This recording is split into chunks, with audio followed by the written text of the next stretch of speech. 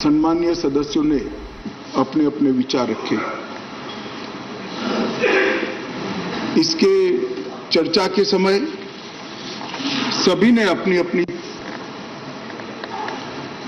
समझ के हिसाब से पक्ष और विपक्ष दोनों में विचार रखे। माननीय सभापति महोदय, मैं आपके माध्यम से पूरे सदन को आश्वस्त करना चाहता हूं कि बिल का उद्देश्य केवल और केवल दिल्ली में सुचारू रूप से भ्रष्टाचार विहीन और लोकाभिमुख शासन हो।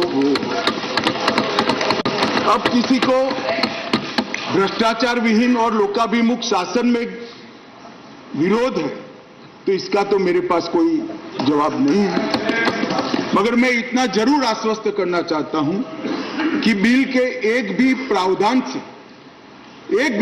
से मान्यवर, पहले जो व्यवस्था थी जब इस देश में कांग्रेस की सरकार थी, वो व्यवस्था में किंचित मात्र भी परिवर्तन नहीं हो रहा है। मान्यवर, मैं आज जो बिल लेकर आपके सामने उपस्थित हुआ हूं, वो महामहिम राष्ट्रपति जी के 19 मई 2023 को राष्ट्रीय राजधानी क्षेत्र दिल्ली में सेवाओं के प्रशासन और प्रबंधन से जुड़े अध्यादेश जो उन्होंने प्रख्यापित किया था, वो अध्यादेश से बनी हुई व्यवस्था के स्थान पर विधि द्वारा बनी हुई व्यवस्था को प्रस्तावित करने के लिए बिल लाया। ये इसका मूल उद्देश्य है।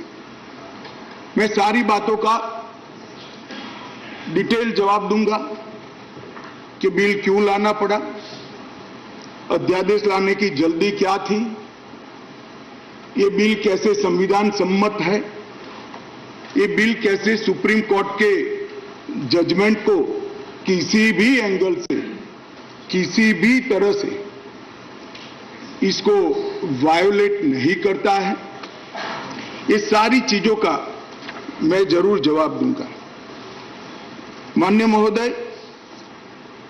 चूंकि इतनी लंबी चर्चा इस सदन ने करी है, मैं दिल्ली की स्थिति को थोड़े शब्दों में जरूर सदन के सामने रखना चाहूंगा।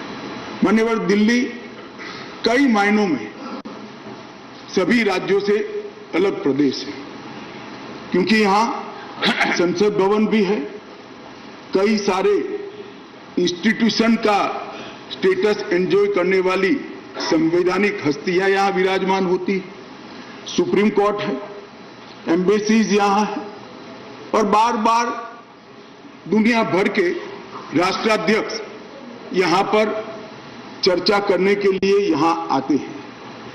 मान्यवर, इसीलिए दिल्ली को यूनियन टेरिटरी बनाया गया है। स्टेट लिस्ट के मुद्दों पर यहां की सरकार को सीमित मात्रा में अधिकार दिए। दिल्ली एक असेंबली के साथ मगर सीमित अधिकारों के साथ यूनियन टेरिटरीज है। तो आगे पर जिसको भी दिल्ली में चुनाव लड़ना है, इसको दिल्ली के एक कैरेक्टर को समझना चाहिए। मान्यवर, मैं जब पंचायत का चुनाव लड़ता हूं और पार्लियामेंट के अधिकारों की मांग करता हूं, तो संवैधानिक रूप से पूरे नहीं हो सकते। हम जब चुनाव लड़ते हैं, दिल्ली के एमएलए का या चीफ मिनिस्टर की दावेदारी करते हैं, तब हमको मालूम होना चाहिए कि यूनियन टेरिटरी से, और सपना तो मुझे कोई भी आ सकता है, मगर चुनाव में जो लड़ता हूं इसके हिसाब से भी हो सकता, सपने पूरे हो सकते हैं। और अगर देश का प्रधानमंत्री बनना है तो संसद का चुनाव लड़ना पड़ता है, दिल्ली के एमएलए का चुनाव से नहीं लड़ना पड़ता है। माननीय अध्यक्ष महोदय, दिल्ली के शासन का इतिहास भी मैं जरा बताना चाहता हूं। स्वतंत्रता पूर्व भी दिल्ली कई सालों से किसी न किसी प्रकार से देश का सत्ता का केंद्र रहा, राजधानी रहा। नजदीक के भूतकाल में चले जाइए तो 1911 में दिल्ली तहसील और महरौली थाना, ये दोनों को अलग कर राजधानी बनाया गया। बाद में वर्ष 1919 और 1935 के अधिनियमों में उस वक्त की ब्रिटिश सरकार ने दिल्ली को चीफ कमिश्नर प्रोविंस माना। स्वतंत्रता के समय के जब संविधान बनने की प्रक्रिया हुई, उस वक्त दिल्ली के स्टेटस के बारे में पट्टाभी सीतारामैया और बाबा साहेब आम्बेडकर की एक कमेटी बनी और ड्राफ्टिंग कमेटी ने दिल्ली की स्थिति को लेकर विस्तृत विचार विमर्श किया।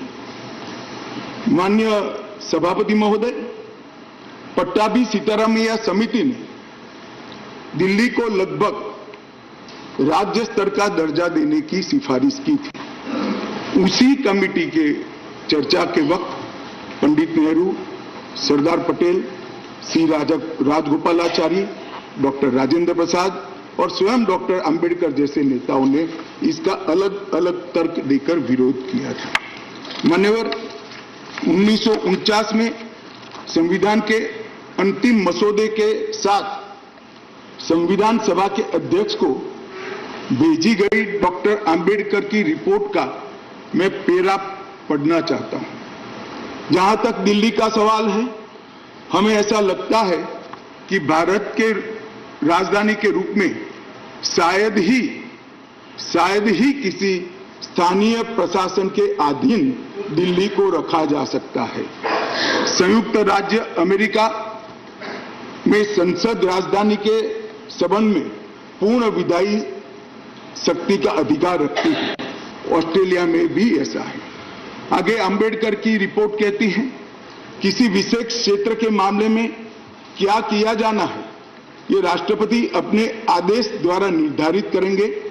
निसंदेह वह अन्य मामलों की तरह इसमें भी जिम्मेदार मंत्रियों की सलाह पर काम करेंगे। यदि वह चाहे तो दिल्ली में एक उपराज्यपाल रख सकते हैं। वह आदेश द्वारा एक स्थानीय विधायिका भी बन सकता है और इसके संगठन एवं शक्तियों का प्रावधान संसद कर सकती है। मान्यवर, श्रीमान मनोज जी ने कहा कि मैं कोटेशन को पढ़ाता हूं। मनोज जी, अगर इसी प्रकार के कोटेशन का इंटरप्रिटेशन आप जेएनयू में पढ़ाते होगे तो विद्यार्थियों की बुरी गत होगी।